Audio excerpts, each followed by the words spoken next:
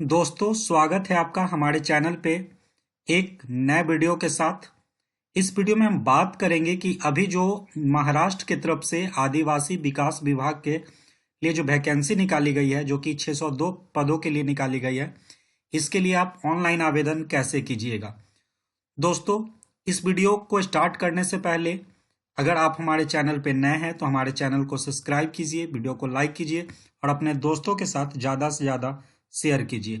दोस्तों, बात करें इस फॉर्म की तो इसमें अलग अलग पदों पे वैकेंसी निकाली गई है, जो उसमें बहुत सारे पद दिए गए हैं। आप एक बार इसके नोटिफिकेशन को देख लीजिएगा। इसका जो नोटिफिकेशन का लिंक है वो हम आपको डिस्क्रिप्शन बॉक्स में दे देंगे, और इसको कैसे ऑनलाइन अप्लाई करना है उसका भी लिंक हम आपको डिस्क्रिप्शन बॉक्स में दे देंगे। वहां से इजीली आप इसके लिए अप्लाई कर सकते हैं। अगर बात करें इस फॉर्म का अप्लाई का, तो ये जो है 23/11/2023 से जो है ये फॉर्म का एप्लीकेशन ऑनलाइन कर दिया गया है। और वही क्लोजर डेट की बात करें तो 13/12/2023 तक जो है ये क्लोजर डेट है। और एडिट एप्लीकेशन की बात करें तो 13/12/2023 तक जो है आप इसको एडिट कर सकते हैं। लास्ट डेट प्रिंटिंग करने का जो है आप इसको प्रिंट आउट कर सकते हैं 28/12/2023 तक। और वही ऑनलाइन फी पेमेंट की बात करें तो 23/11/2023 से 13/12/2023 तक जो है आप इसके लिए पेमेंट कर सकते हैं। दोस्तों, इसके लिए जब अप्लाई की बात करेंगे तो सबसे पहले जो है आप click here to new registration पे आपको क्लिक करना होगा। जैसे इस पे क्लिक कीजिएगा कुछ इस तरीके का इंटरफेस आपके सामने खुलकर आ जाएगा, जहाँ जो है ये फॉर्म है वो टोटल 6 स्टेप में आपको फिलअप करना होगा। सबसे पहले आपको बेसिक जानकारी देनी होगी, फिर अपने फोटो और सिग्नेचर को डालना होगा, फिर अपने डिटेल्स को डालना होगा। उसके बाद आप अपने फॉर्म को प्रीव्यू कीजिएगा, फिर जो डॉक्यूमेंट अपलोड करना होगा, इसके बाद आप पेमेंट कीजिएगा। तो कैसे इस फॉर्म को अप्लाई करेंगे वो जानते हैं। सबसे पहले जो है फर्स्ट नेम लिखना है, कैंडिडेट का जो है फर्स्ट नेम आपको लिखना है और उनके नाम को कंफर्म करना है। फिर मिडिल नेम लिखना है और कंफर्म मिडिल नेम करना है।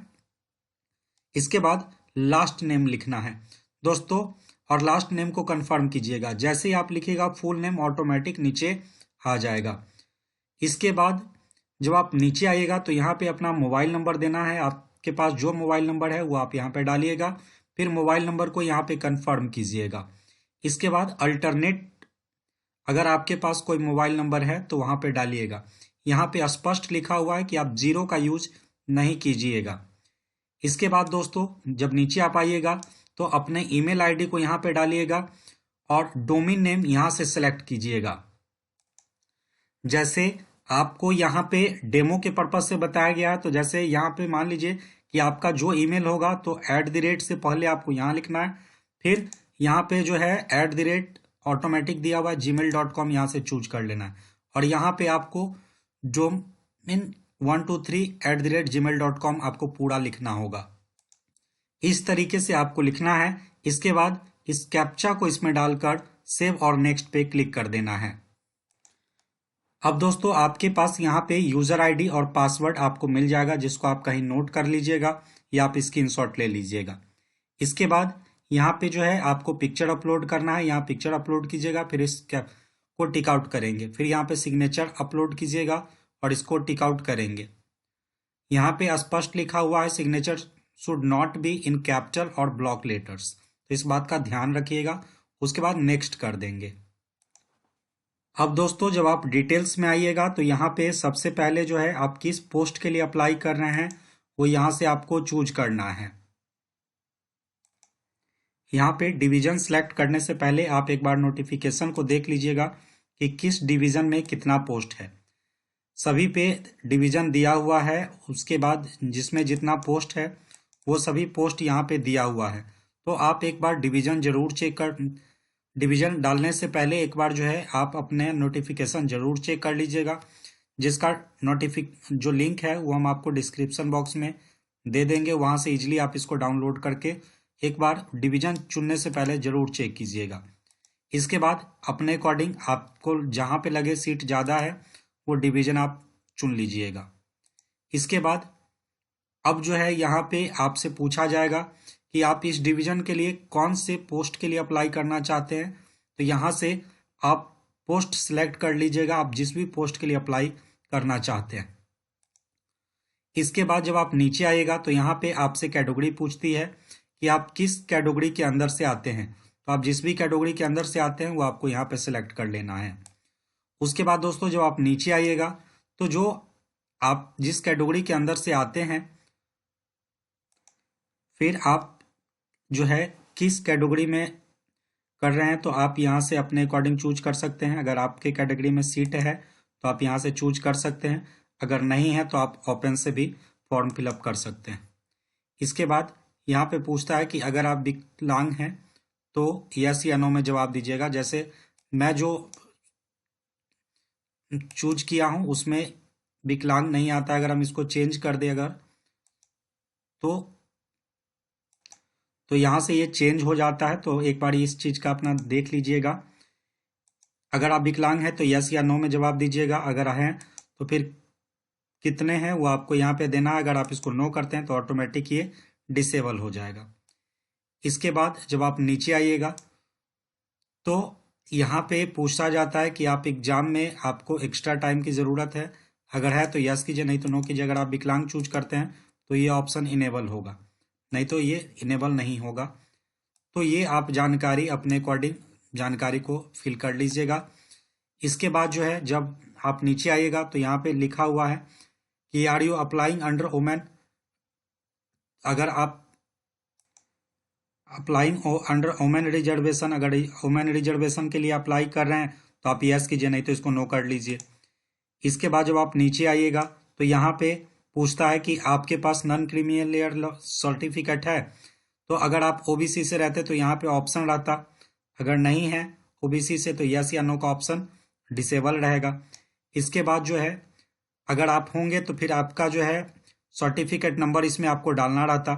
इसके बाद जब आप नीचे आएगा तो आपके पास कास्ट सर्टिफिकेट है, अगर है तो यस कीजिए, नहीं तो नो कीजिए। इसके बाद कास्ट सर्टिफिकेट नंबर आपको इसमें डालना रहता।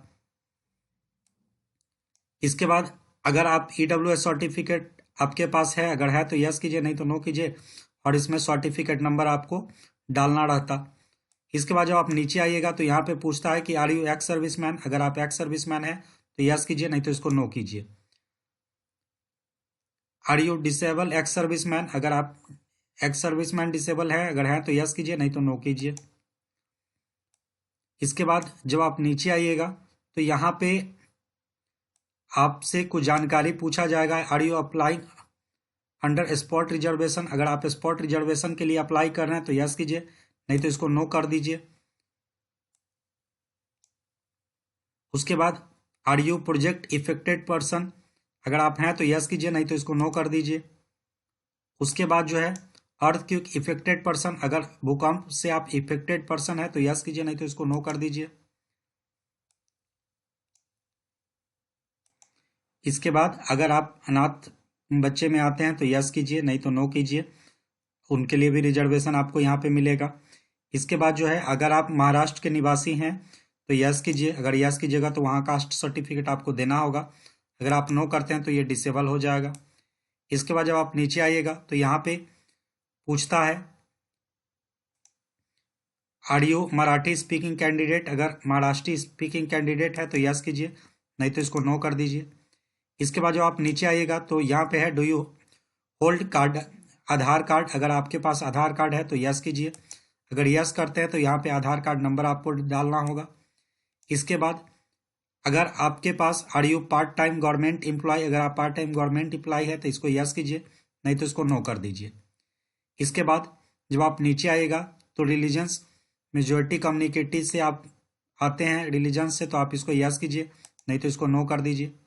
इसके बाद जो है रिलीजन्स, आप किस रिलीजन से आते हैं वो यहाँ से आप सेलेक्ट कीजिए।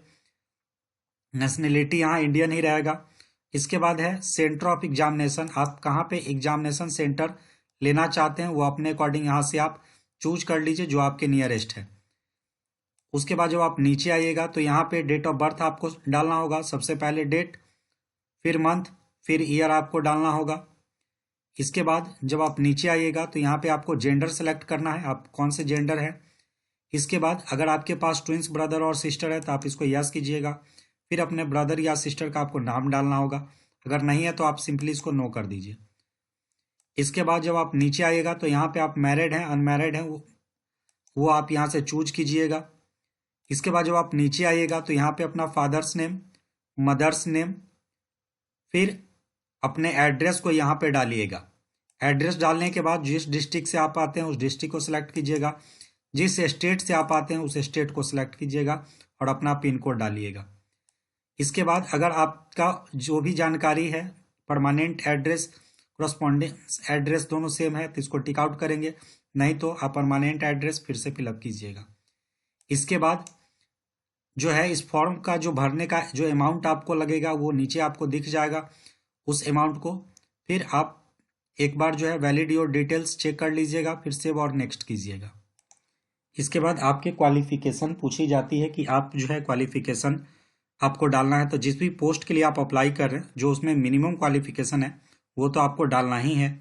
इसके अलावा कोई अगर आपके पास अदर क्वालिफिकेशन है तो आप उसको डालिएगा।